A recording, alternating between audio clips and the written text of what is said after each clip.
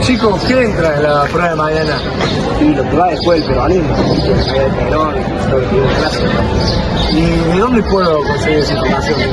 Yo tengo un documental, está muy bueno. Si querés te lo puedo pasar para que puedas estudiar de ahí. Bueno, dale, pásamelo. Déjanos contarte. Vamos a ver el documental que me pasó ahí.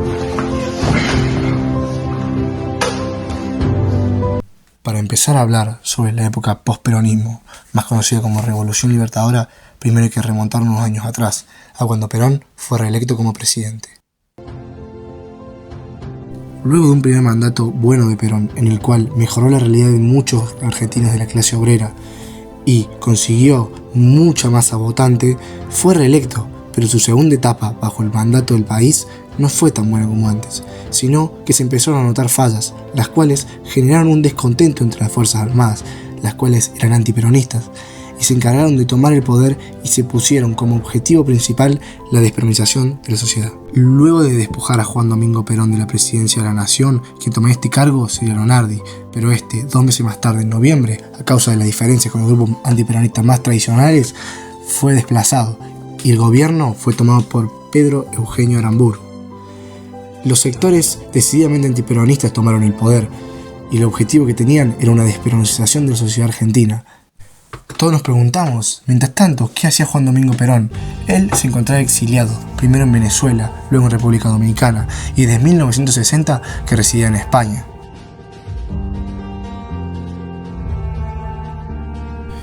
Lo que Perón quería mantener a las distancias que se encontraba, con las dificultades que significaba la comunicación en la época, era mantener su liderazgo entre sus partidarios, los cuales habían desarrollado clandestinamente en la Argentina la denominada resistencia al gobierno. Sin embargo, el general Aramburu no se quedaría de brazos cruzados. Él se propuso desmontar por completo el aparato peronista. Para poder llevar esto a cabo, el general Aramburu tomó varias medidas. Disolvió el partido peronista, intervino en la CGT y los sindicatos, detuvo gran cantidad de dirigentes políticos y sindicales, depuró peronistas de las universidades, la administración pública y controló los medios de comunicación. Lo seguido a la proscripción del partido peronista fue la prohibición de la publicación de su nombre y cualquier símbolo, palabra o imagen. Para ello, decretó la Ley 4161. Estas fueron discutidas en un congreso el 5 de marzo de 1956 y podemos ver este congreso en el próximo documento. Hoy 5 de marzo de 1956 decreto la Ley 4161. Queda prohibido en todo el territorio de la nación la utilización con fines de afirmación ideológica peronista efectuada públicamente o propaganda peronista. Se considerará especialmente violatoria de esta disposición la utilización de la fotografía, retrato o escultura de los funcionarios peronistas o sus parientes, el escudo y la bandera peronista, el nombre propio del presidente depuesto, el de sus parientes, las expresiones peronismo, peronista, justicialismo, justicialista, tercera posición o la abreviatura PP. Firma aquí, por favor, señor Aramburu.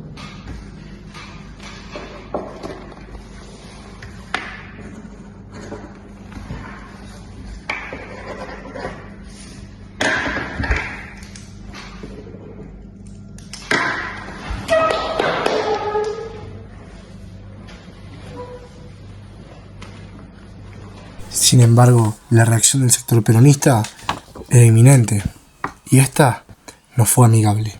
Ante la proscripción, el sector obrero había perdido muchas conquistas que habían conseguido durante el mandato de Juan Domingo Perón. Una de las expresiones de disconformidad fueron los más de 200 comandos, en los cuales había más de 10.000 personas comprometidas, de las cuales la mayoría formaba parte de una fábrica o un grupo de fábricas. Estos comandos fueron impulsados por John William Cook, a quien Perón eligió como su delegado personal. Llevaban a cabo sabotajes contra objetivos militares, edificios públicos o plantas eléctricas, entre otros.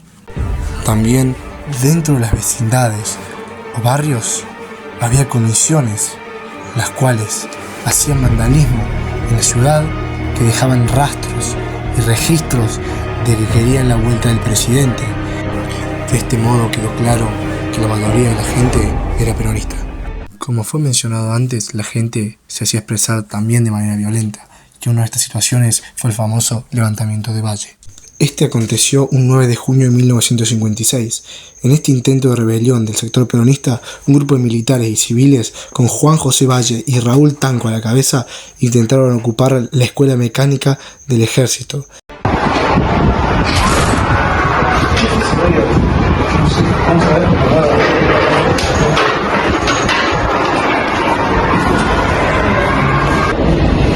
¿Qué pasó? Abre la puerta ahí, espérate.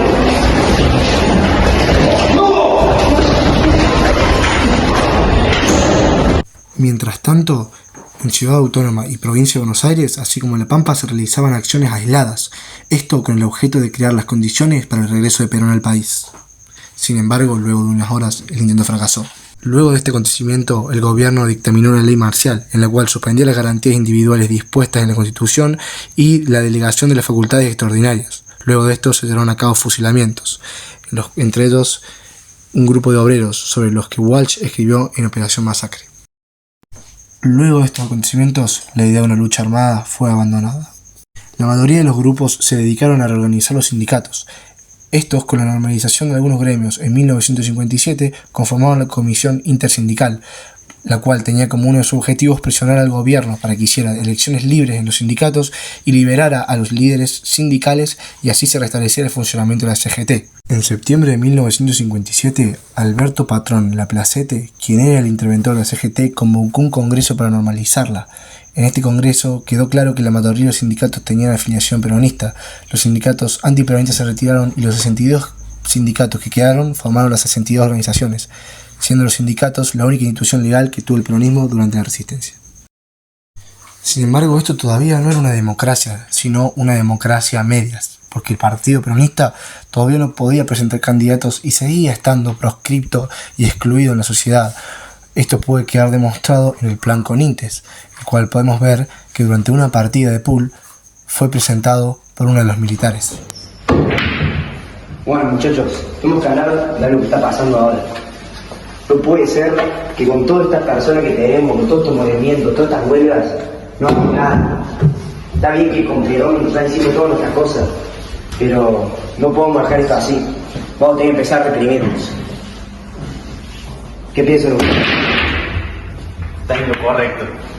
Yo pienso que sí, que el modelo que está afuera de este país es lo peor que le pasó a la Argentina dentro de los últimos años. Yo concuerdo contigo.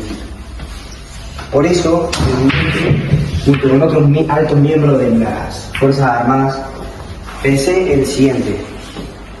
Un plan llamado, no sé, Conintes. Y lo que quiero es reprimir a todos esos cabecitas negras, todos esos partidarios de Perón que tienen que estar muertos. No, lo siguiente. Tenemos que empezar con esto y no acabar hasta que terminen todos muertos. Pero para eso vamos a ir poco a poco y lo vamos a ir reprimiendo en huelgas, a los estudiantes, a todos esos que tengan ideas libertadoras y no tengan nada que ver, todos peronistas van a recibir sí o sí. Todo esto sucedió durante el mandato de Frondizi, quien había asumido en 1958 y se creía que iba a estar formando parte como un nuevo presidente del partido peronista, pero luego de este plan Conintes quedó demostrado que ya él no formaba parte de ello, sino que era un punto medio, que no era ni peronista ni del todo antiperonista. Por eso se empezó a gestionar su caída, la cual llegaría en 1962, luego de una pérdida en las elecciones de los diputados. Frondizi terminaría siendo derrocado y así asumiría Guido en su interregno. Este no duró mucho, ya que luego, en las elecciones, que había vuelto a ser proscripto el peronismo, asume Ilia, de la UCRP. Sin embargo, su presidencia fue considerada tibia y débil, ya que era un presidente que no era muy pujante ni se metía en muchas polémicas y tomaba medidas muy suaves, como consideraba el sector de los militares, por lo que en 1966 fue derrocado nuevamente el gobierno y así empezó un gobierno de facto. Este se distinguía de las anteriores democracias tuteladas, porque principalmente ya no había democracia, y no había libertad de expresión, sino que el que pensaba distinto se lo secuestraba y se lo violentaba, como podemos ver en los siguientes documentos.